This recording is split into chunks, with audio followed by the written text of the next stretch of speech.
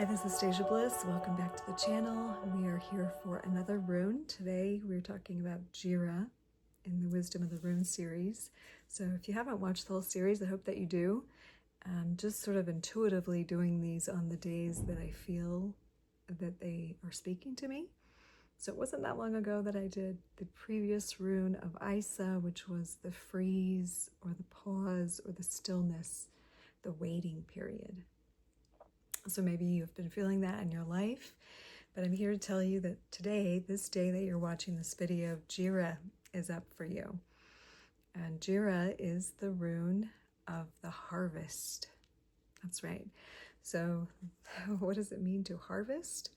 I love these two symbols, and there is no reversal in Jera, just like there's no reversal in Isa, the previous rune. An eye is an eye, no matter which way you draw the line, right?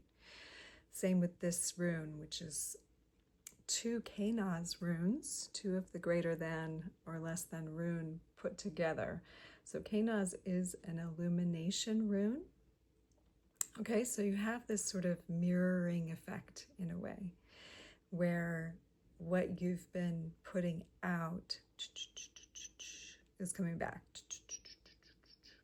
And so this rune is associated with justice and the legal system and karma,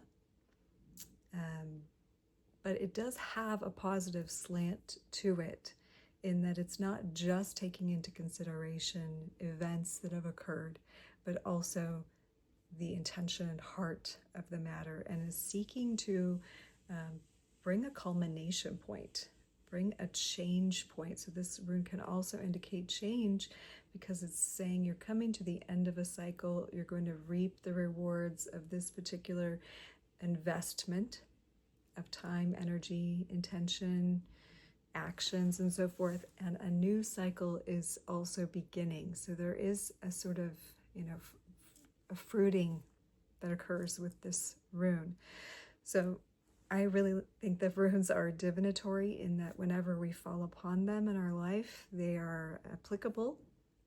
So when you're watching this video, whether it's today, the day I'm posting it, or any other time, it's an invitation for you to look at where Jera is showing up in your life.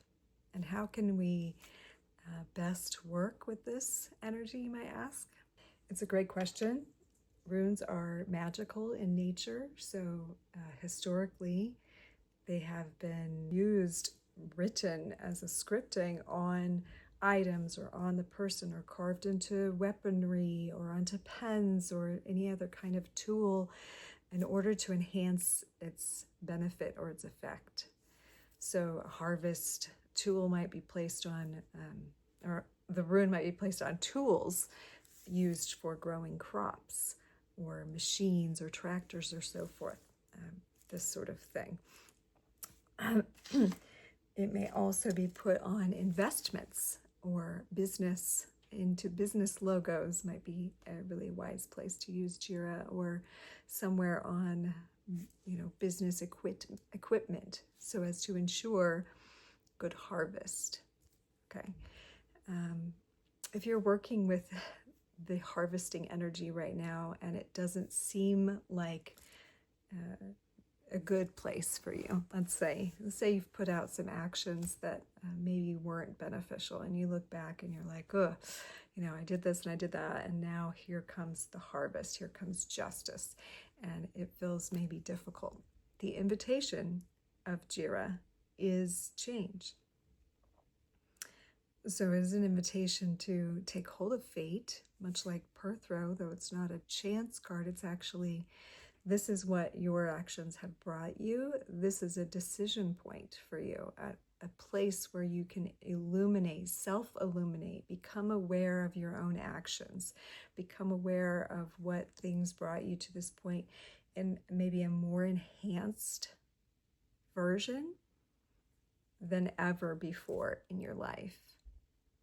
So it's like a magnifying glass, allowing you to truly access almost like the subconscious mind material. And of course, the runes talk to each other, and what runes you might pull or see around Jera can indicate some further enlightenment on the matter. But again, we have Kenaz, which is the greater than symbol, twice, right? It's greater than and less than, so it's like a balancing of the scales. But it's self-illuminating in that the greater than signs are pointing toward each other, right? So it's a point of self-illumination where one can start to make a better choice and plant new seeds for a future where you can see the harvest that you want, and you take decisive action in the direction of it. And you know that the harvest is going to eventually come, and you want to make good choices. So it is an investment in yourself in this rune. So today I would highly suggest, since you're watching this video, to make some intentions for a future harvest. And you might do that based on what you're harvesting now and think, what kind of a different harvest might you enjoy? Might be more in alignment with who you are now. Because we are harvesting the effects and the echo of past actions, right? Previous selves, which we may have grown a lot from those original and previous actions and investments. Investments change us in certain ways, right? They evolve our consciousness, and that is the journey of the runes, that is the journey of the tarot, that is the journey of the numbers and all the symbols in life, is showing the growth and the evolution of human consciousness, I believe. So where we've come from a still point or a waiting point that really comes before a big harvest. You know, there's some sort of pause or stillness, induced reflective time, if you will, that now the harvest comes. And so is our attitude toward the harvest that really helps determine the seeding of a future one. So I invite you, no matter if harvest feels good or bad right now in those sort of polarity terms, if it feels heavy, still be grateful. If it feels abundant, be grateful. If it feels heavy, feel grateful. Because it's a teaching moment too. It's an illumination of past self. And the only way to change and grow is to accept and love all parts of ourselves, all previous selves, even if it led to a self right now that we're not happy with, or we want to change, or that feels in the wrong direction. Still, it's an opportunity to illuminate that self and to love that self too, love all the previous selves, and go forward making a new choice today that will reflect a great harvest tomorrow. Okay, thank you so much for being here. I hope that you will return again. Please don't forget to follow me on Instagram at Bliss in the House. I'm over on LinkedIn, Stasia Bliss, or Facebook, Stasia Bliss. I'm also on TikTok, Stasia Bliss at Bliss in the House. And come back for more videos. If you need a private session to do past life work, ancestral healing, emotional release, subconscious mind patterning stuff, please reach out, or to get a reading.